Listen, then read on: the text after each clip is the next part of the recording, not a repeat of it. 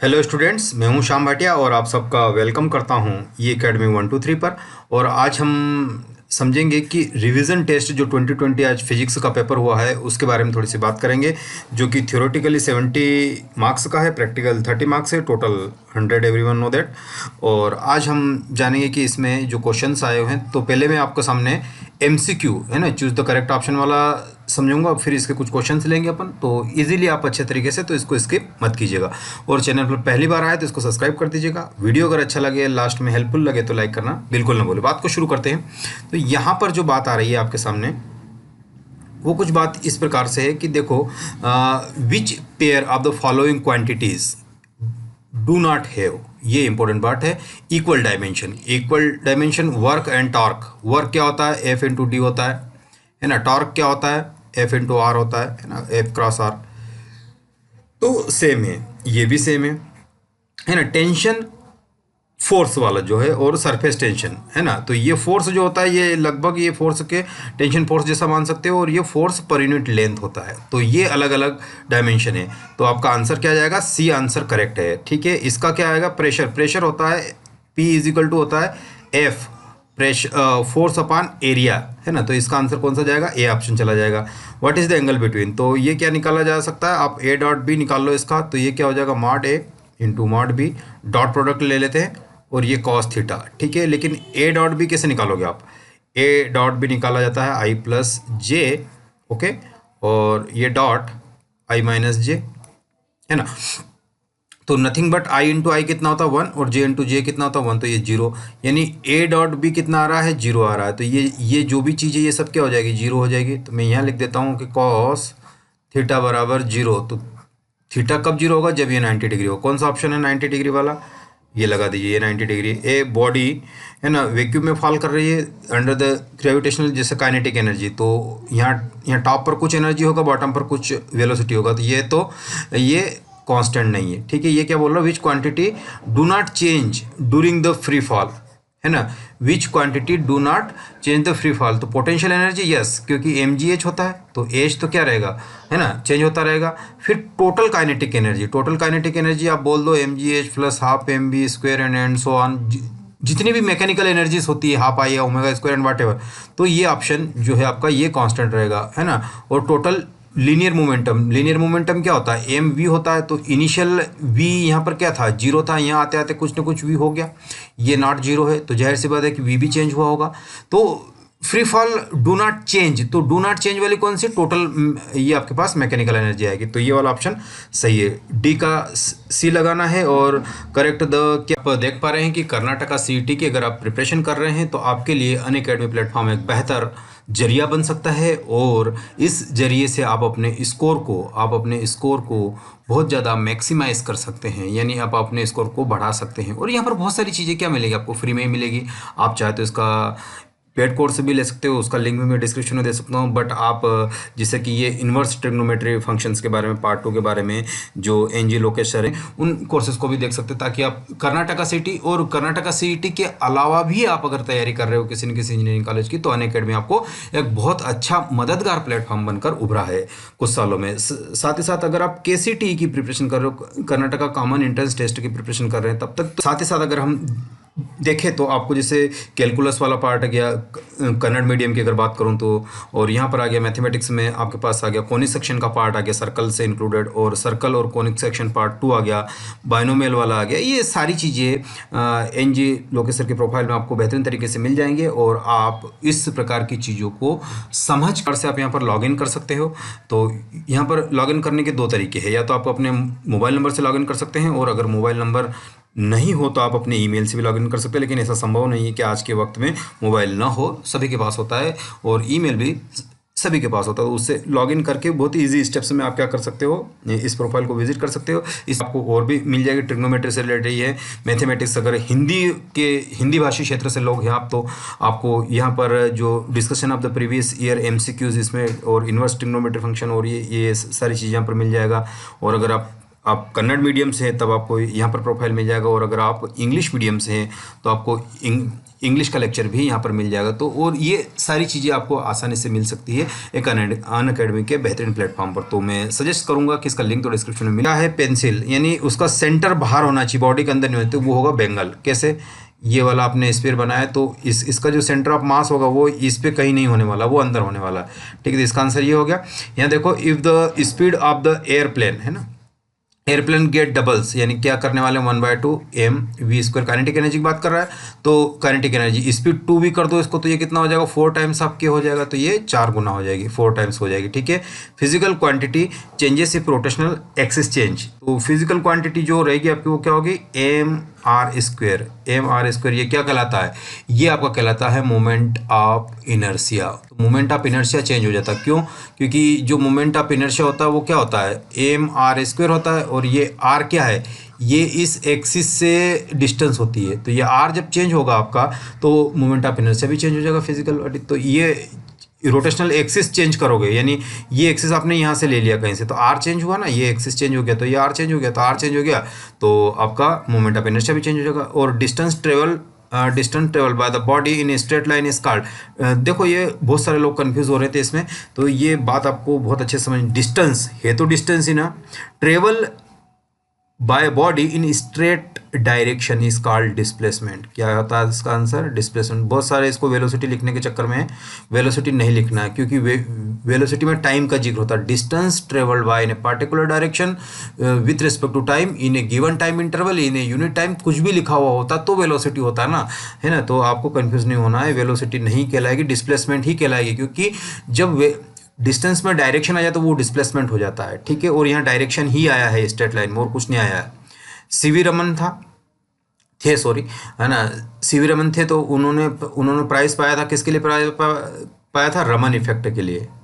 Raman effect जो उनका प्रकाश का प्रकीर्णन होता है, जिसके अंदर स्कैटरिंग ऑफ लाइट के बारे में उन्होंने कुछ दिया था, और ये कब मिला था उनको, 1930 में मिला था, 1930 के ईयर में मिला था। ठीक है, तो ये एमसीक्यूज हुए। और 1 माइक्रोन कहने की जरूरत है, 10⁻⁻6 मीटर होती है। तो ये हुआ, ज़्यादा ऊपर कर दिया, थोड़ा मेज द कॉलम कर लेते हैं, है ना। मेज द कॉलम में यूनिट ऑफ रिटार्डेशन, रिटार्डेशन क्या होता है, ये एक प्रकार का एक्सीलरेशन ही होता है, और एक्सीलरेशन की यूनिट क्या होती है, मीटर पर सेकंड स्क्वायर। कौन सा में ये वाला मैच कर रहा है, ये वाला। ठीक है, D option. Kinetic energy of the particle in the uniform circular motion में क्या रहती है, ऑलवेज आपके पास कांस्टेंट रहती है ना, एनर्जी। और रॉकेट प्रोपल्यूजन क्या होता है, rocket propulsion principle of the conservation, momentum conservation पर बेस्ड है। ठीक है, unit of the spring constant क्या होगी, न्यूटन पर मीटर होती है। ठीक है, और फाइनली क्या बचा आपके पास, फाइनली आपके ये यहाँ लगाओ ना, और ये आता है ग्रेविटेशनल पोटेंशियल एनर्जी, तो किसको पूछने की जरूरत नहीं, 7 से पढ़ते आ रहे हो, mgh। ठीक है, लगा दिया काम, है ना। यहाँ पर आते हैं कि इफ 1 न्यूटन फोर्स है तो F फिजिकल टू लगा दो ना सीधा, तो क्या हो जाएगा, ये F फिजिकल टू ma हो जाएगा। तो F कितना है, 1 न्यूटन है। ठीक है, मास के निकालना, वैसे तो मास की kg होती है ना, मास की kg होती है, लेकिन इन इसके टर्म्स में निकालने, तो ये क्या हो जाएगा, एक्सीलरेशन क्या होता है, एक्सीलरेशन होता है डिस्टेंस अपॉन टाइम इसका स्क्वायर। ये m के निकालना, डिस्टेंस को l में नापा गया है, टाइम के स्क्वायर को सेकंड में नापा गया। तो यहाँ से मैं ये इसके इक्वल में क्या था, न्यूटन था, है ना, तो ये था न्यूटन था। तो मैं मास की यूनिट कैसे निकालूंगा, ये नथिंग बट आपके पास आ जाएगा न्यूटन, है ना, metre square, sorry not newton second square है, ये newton second square divide by, या ऐसे कर लो ना इसको कि ये 1 न्यूटन था इज इक्वल टू क्या आ रहा था, m जिसकी मुझे निकालनी, ये l और अपान s स्क्वायर। तो यहाँ से कितना आ जाएगा, m आ जाएगा नथिंग बट न्यूटन सेकंड का स्क्वायर, और अपान में आपके पास क्या आ जाएगा, l आ जाएगा। ये इसका 1 वर्ड वाला आंसर आ जाएगा। फिर क्या बोल रहा है, if the football is kicked, football जब किक्ड करोगे तो ये कुछ ऐसे जाएगा, हाँ ऐसे ही जाता है, तो इसके पिक पॉइंट पर क्या रहेगा, हॉरिजॉन्टल वेलोसिटी रहेगी। और यहाँ पर एक्सीलरेशन का डायरेक्शन कैसा होगा, डाउनवर्ड -g डायरेक्शन में, ना, तो ये हमेशा ही डाउनवर्ड रहेगा आपके पास। ठीक है, थोड़ा सा मैं इरेज कर लेता हूँ इसको, अरे इरेज करने गया तो और लिखा गया, अब होगा। ठीक है, ये इरेज हुआ, बहुत ज़्यादा घास पोछ हो गया था ना, तो चलो कोई बात नहीं, है ना, वापस से मैं इसको ले लेता हूँ।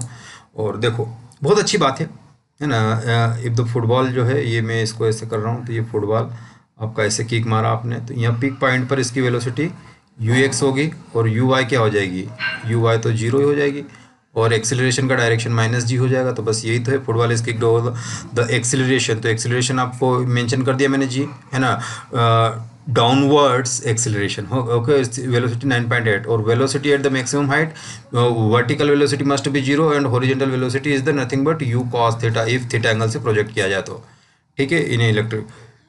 Suppose the body is lifted from the earth at H height, तो what is the sign, S I G N होना चाहिए, sign of the work done कैसा हो जाएगा, ऊपर जाएगा तो ये माइनस अगेंस्ट द फोर्स करना पड़ेगा, तो माइनस जी के अगेंस्ट वर्क करना पड़ेगा, एक्सीलरेशन नेगेटिव तो नेगेटिव वर्क डन हो जाएगा, है ना।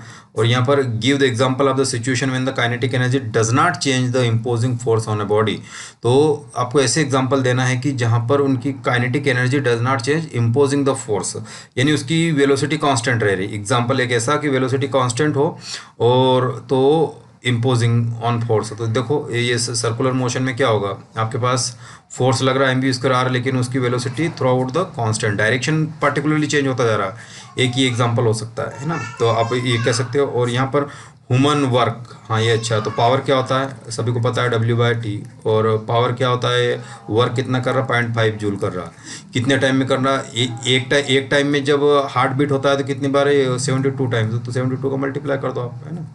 और कितना 1 मिनट है, यानी 60 सेकंड, काटो, 12 5 जा 60, 12 6 जा 62, तो ये कितना हो जाएगा, काट दो 5 से, 5 गया तो ये 0.1, तो ये 0.6 इसका आंसर आ जाएगा, इसका आंसर 0.6 आ जाएगा, ठीक है। तो ये पूरा काम बना। अब इसमें आप देखोगे तो होमोजेनिटी प्रिंसिपल क्या होता है कि ए और बी को मैंने ऐड किया, तो ये होमोजीनियस होना चाहिए। क्यों ऐड हुआ है, क्यों, क्योंकि इसकी भी यूनिट क्या, इसकी भी डायमेंशन क्या होगी, सेम होगी, एस बी, जो बी क्यू, तभी जाके ऐड हो सकता है, सब्ट्रैक्ट हो सकता है ये चीज़, अदरवाइज ये सब्ट्रैक्ट नहीं होगा, है ना। एक ही बहुत है, what is the acceleration of the body, ये क्वेश्चन कर लेता हूँ मैं, है ना। तो यहाँ से अगर मैं इसको हटा दा, है ना, चलो ये क्वेश्चन ले लेता हूँ मैं यहाँ पर कि, है ना, क्वेश्चन क्या दिया गया है, v इज इक्वल टू क्या होगा, u+80 लगेगा, सिंपल है ना, कुछ है नहीं, कोई एक करना है, बट फिर मैं बता देता हूँ, है ना। ये क्या बोल रहा है, 10 मीटर पर सेकंड वेलोसिटी हो जाती है ना, और कितने 3 सेकंड में, और इनिशियली क्या है, बॉडी वाज रेस्ट, तो ये तो u तो जीरो ही होगा, और ये कितना a निकालना, और ये कितना टाइम लिया इसने, 3 सेकंड लिया, तो what will you write here, nothing but a is equal to कितना हो जाएगा, 10/3 हो जाएगा, क्या हो जाएगा, मीटर पर सेकंड स्क्वायर लिख देना, ये वाला आंसर, जो ऊपर वाला नहीं करना है। तो what is the resolution of the vector, vector को दो परपेंडिकुलर कंपोनेंट में तोड़ सकते हो थीटा एंगल से, यही रिजोल्यूशन कहलाता है। What do in by the angular displacement, बहुत एक है, इसका एक क्रॉस बी करके बता देता हूँ मैं, एक क्रॉस बी कितना आएगा वो मैं करके बता, परपेंडिकुलर टू ईच अदर, है ना, परपेंडिकुलर टू ईच अदर, तो इसका क्या होना चाहिए, हाँ, A dot B perpendicular, A dot B अभी हाल अपन ने करा था, mod A into mod B into cos theta, तो ये क्या होगा, परपेंडिकुलर टू ईच अदर, तो ये 90 डिग्री होगा, और कॉस 90 जीरो, तो ये जीरो, तो ए डॉट बी क्या होना चाहिए, जीरो होना चाहिए, तो ए और ये करो, ये कितना हो जाएगा, 2 2 4 माइनस, क्योंकि ये माइनस जे है, और ये -2 हो गया आपके पास, फिर कितना हो गया के, और ये पी, तो ये क्या कितना हो गया, सिंपल पी बराबर कितना होना चाहिए, जीरो, तो पी की वैल्यू यहाँ से कितनी आ गई, -2 आ गया, ये आंसर आ गया, है ना। बाकी देख लो इसमें और कुछ ना, ये 50 और कुछ angular momentum, conservation of the angular momentum, ये आप देख लेना उसमें से, है ना। इन सारी चीज़ों को मैंने कर रखा है, इनका लिंक भी मैं डिस्क्रिप्शन में दे दूँगा, कुछ ज़्यादा खास है नहीं इसमें, क्योंकि ये सब आपको ढूंढ ढूंढ कर लिखना है, और ये तो इवोल्यूशन मैकेनिज्म है, तो है ना। तो ये चीज़ अपन को इतनी बात अपन ने करी, बाकी इसमें कोई भी डाउट हो तो आप नीचे पूछ सकते हैं। ये वीडियो यहीं तक का अच्छा लगा तो लाइक शेयर करना बिल्कुल, थैंक यू, बाय बाय, मिलते हैं अगले वीडियो में।